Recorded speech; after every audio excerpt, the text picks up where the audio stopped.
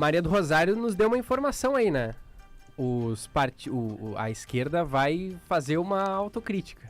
Finalmente. Não, vai fazer um seminário. Autocrítica não é a mesma coisa. Vai refletir. Ela disse, antes de falar do seminário, ela disse, tenho certeza que a esquerda vai refletir a respeito dos erros para que tenhamos conseguido esses maus resultados nas urnas em todo o país. Ou seja, é algo que a esquerda não costuma fazer, né, Gufo? Se a gente for pensar nacionalmente, rapidamente assim, né, o Boulos, por exemplo, fez o mesmo percentual. Não se mexeu do mesmo lugar, né? E o PT ganhou uma prefeitura, uma capital, Fortaleza, e na eleição passada não tinha nenhuma das capitais. É uma vitória num cenário muito negativo. No geral, assim, para a esquerda está muito negativo o sistema. O Brasil realmente deu uma guinada para a direita, a gente vai falar isso mais durante a semana, mas é um desafio enorme para todo o campo chamado progressista. Primeiro, o discurso de Maria do Rosário já deu uma pauta de que a autoleitura já está errada, né? Dizer assim, as forças populares. Todas as pesquisas mostraram que o chamado povão, entre aspas, ia votar em Melo. Ou seja, a força popular está com o Melo aqui em Porto Alegre. Então, entender que a força popular é da esquerda já é um erro de partida. Então, a esquerda tem que entender por que o povão, volta a botar entre aspas, né? E a gente bota classe C, classe D, falando como o IBGE designa, foi para um lado mais centro-direita. A campanha do Melo soube usar muito bem isso, né? Sim. Identificou e soube usar muito bem isso, abraçando o termo chinelão. Exato, que é um termo elitista, né? É um termo despectivo de um ponto de vista burguês elitista. De chamar alguém de chinelão sempre é assim, esse cara é muito simplório, ele é muito simples, né? Ele vem assim, ele é um chinelão. E isso aí colou no Melo com agrado, ele soube usar isso muito bem, né? E uma análise que a esquerda, o PT devem fazer e vamos ver se fará. Você disse que vai fazer uma autocrítica. Ela disse uma reflexão. A autocrítica eu acho que já é até ir um pouco longe. Porque querer demais, né? Porque não tem ocorrido. E na verdade nem só uma questão de autocrítica, mas de entender que condições precisam estar dadas para que os partidos de esquerda governem. A esquerda tem a presidência da República hoje, mas é a esquerda na presidência ou é uma aliança com o centro na presidência? Porque a gente vai ter então um presidente do PT, uma aliança com um vice que é do PSB, mas é Alckmin, não deixa de ser o Geraldo Alckmin, que foi governador em São Paulo pelo PSDB. Não, e na base ainda tem PP, tem MDB. Exato, eu ia chegar nesse ponto. PSD. Esses partidos estão no governo federal com Lula, porque foi a ideia daquele termo lá dos anos 90, o presidencialismo de coalizão, precisa uma coalizão de partidos e de interesses e forças políticas para conseguir governar, porque num cenário em que Maria do Rosário fosse eleita com a Câmara de Vereadores que foi eleita, ela não teria governabilidade em Porto Alegre. Então, ou ela iria barrar, ou a Câmara iria barrar todas as iniciativas do governo, ou ela teria que sentar com partidos diferentes e formar essa base.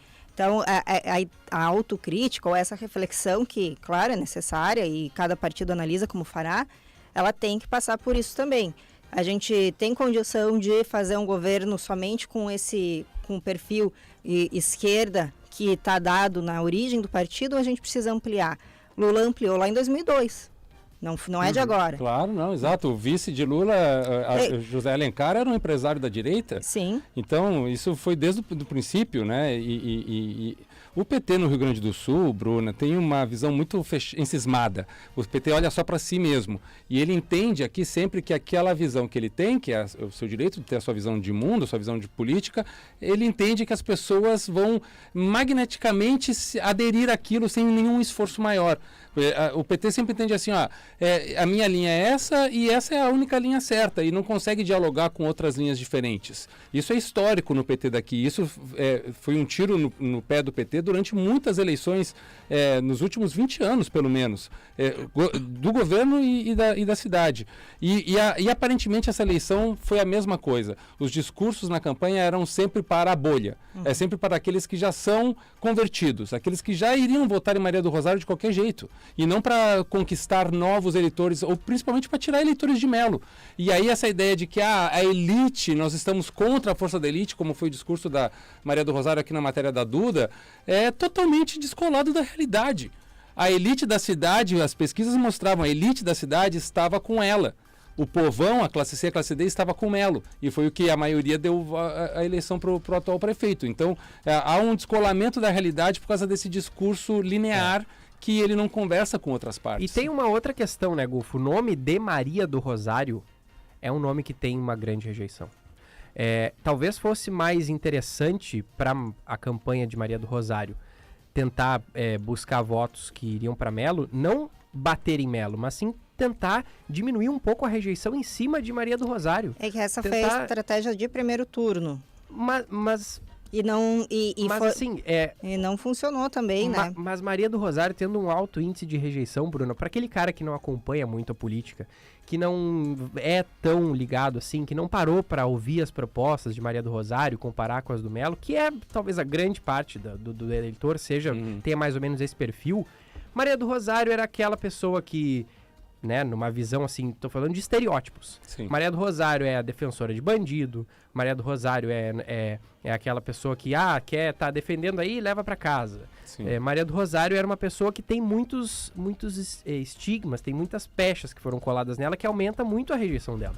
Talvez fosse interessante tentar tirar isso. Mas trabalhar isso em campanha é um erro. Não, porque eles fizeram isso praticamente a primeira parte do primeiro turno inteiro. Ela passava as propagandas eleitorais e também nos debates e entrevistas, primeiro se apresentando. Quero dizer quem eu sou Maria do Rosário, vim de onde, faço o quê, formada nisso, também especialista naquilo.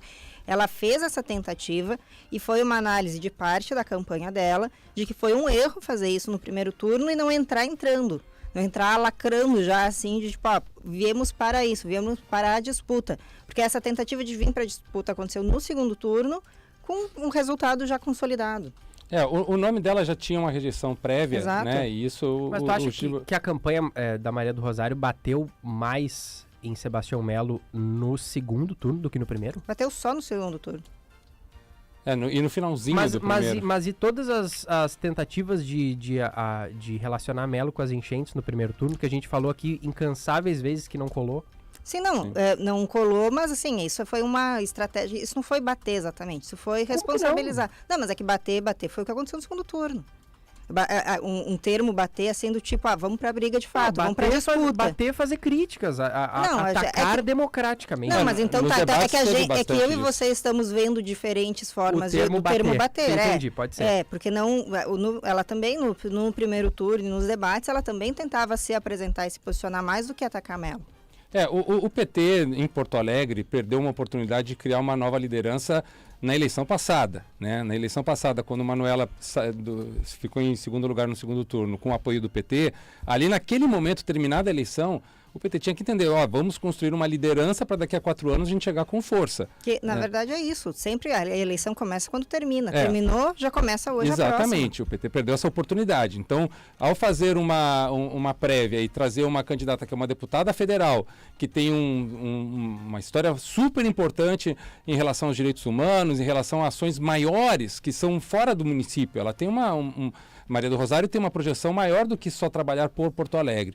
Então, na hora que vai pegar uma candidata como essa, tu tem que, durante 4 anos, trabalhar ela aqui, colocar ela aqui, posicionar ela aqui. E não tanto fazer ela como deputada, ela tem ofício, ela tem obrigações em Brasília. Então, é meio difícil isso. Né? O PT já erra nessa entrada. E depois tem esse erro da ideia do discurso em si. É lógico que quando tu vai entender, é que nem tu vai vender um produto, na hora que tu vai vender um produto, tu tem que entender quem é o teu comprador, o que ele precisa, o que ele gosta, o que ele não gosta, como é que ele compra, como é que ele tira o dinheiro do bolso.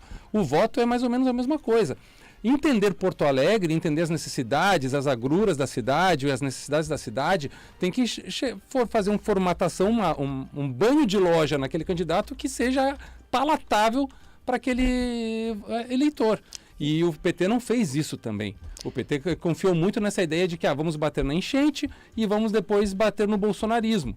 Sendo que a cidade aqui, ela é bolsonarista. Mesmo que Lula tenha vencido, as pessoas têm que entender que Lula não venceu por Lula. Ele venceu porque houve uma coalizão de muitas forças que queriam que Bolsonaro não se reelegesse. Isso. E não propriamente por Lula. E você falou da prévia, o PT não realizou a prévia, foi ensaiada essa ideia de que internamente se decidisse quem seria a candidata. Havia na disputa Sofia Cavedon, que pensando nessa ideia de um nome trabalhado junto às bases, era a escolha mais coerente, porque Sofia Cavedon é da cidade, foi vereadora há muitos anos, hoje ela é deputada estadual, mas segue atuando muito forte aqui na capital, em Porto Alegre, então ela tem até mesmo uma aceitação maior em grupos que não são do PT ou da esquerda.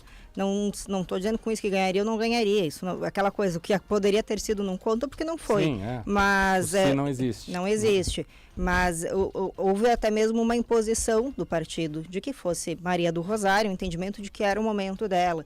Agora, que avaliação eles fizeram para tirar esse entendimento é um pouco até difícil de entender, não está bem explicado. Sim. E a gente está comentando aqui Maria do Rosário, né, analisando esses motivos pelos quais o PT não avançou, mas também é importante a gente entender os motivos pelos quais o prefeito atual avançou. Sim. E a fala dele de que não foi votado pelo que aconteceu na enchente, mas pelo que ele fez nos outros anos, 3 anos e meio de mandato, talvez isso, a presença dele em todas as regiões da cidade, de um trabalho de base. Não estou dizendo que está certo, está errado, que pode ou não pode, tudo pode ser questionado, mas é um modelo dele de governar, há sim uma aliança com a direita e com o setor empresarial da cidade, que entende que com ele como um prefeito consegue ali fazer passar os seus projetos de lei, ali alguma forma de atender a iniciativa privada, porque ela quer investir aqui ou ela quer uma facilidade ali. E isso tem ocorrido utilizando mecanismos legais.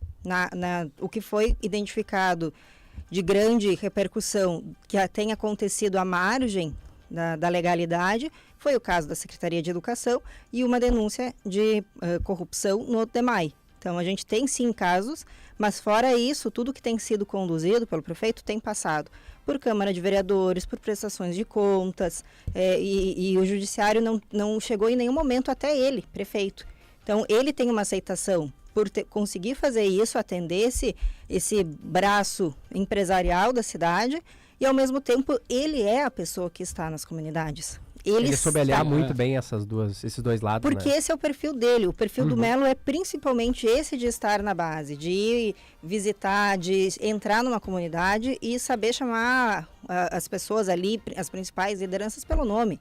De ter uma proximidade que a Maria do Rosário não teve, claro. Que a Manuela Dávila não teve. Isso, que em 2016... Juliana Brizola também não teve. Também não teve.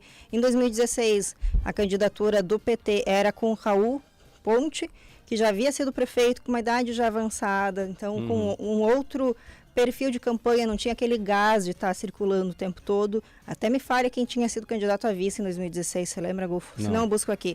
Mas essa falta de olhar de o que é essa pessoa de base que não está existindo. Melo foi vice-prefeito até 2016, não ganhou a eleição naquele ano, ele não deixou de ser uma pessoa presente na vida pública e política da cidade. Então, isso que tu colocasse é muito importante a gente sempre destacar aqui para os ouvintes. Na política, a antiguidade é posto.